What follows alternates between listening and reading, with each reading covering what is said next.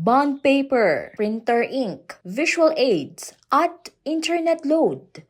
Ilan lang ito sa mga gastusing kadalasang sinasagot mismo ng public school teachers mula sa sarili nilang bulsa. Sa panayam sa So to Speak ng CLTV 36, inilarawan ng Assert Central Luzon ang sitwasyon bilang isang hidden tax sa mga guro. Yung hidden tax na ito, hindi makikita to sa payslip ng mga guro, no?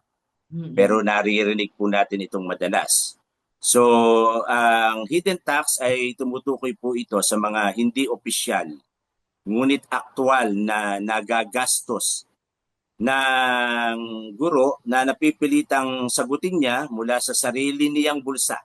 Ayon kay Assert Central Luzon President Arlene James Pagaduan, maraming guro ang napipilitang gumastos upang maipagpatuloy ng maayos ang kanilang pagtuturo.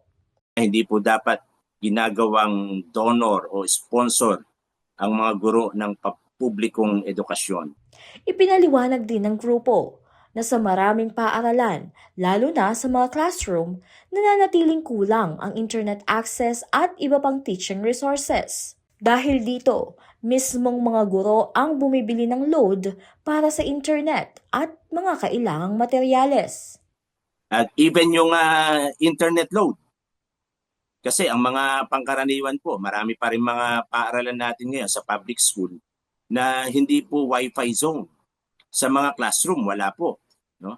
Kaya madalas ang mga teachers din po natin ang nag-aabono para meron silang data.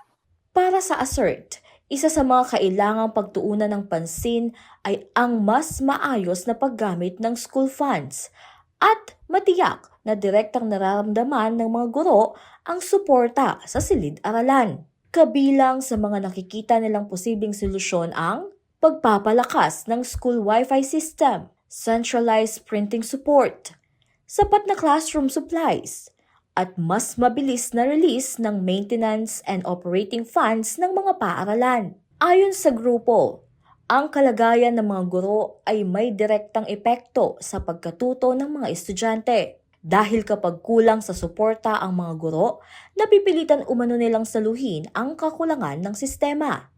Kaugnay niyan, iginiit ng Assert na hindi lamang sahod ang dapat tutukan sa education reform. Mahalaga rin nila na hindi na personal na pasan ng mga guro ang mga kakulangan sa mga resource ng paaralan. Kasama si Sonia P. Soto, Danny Cagino, CLTV 36 News.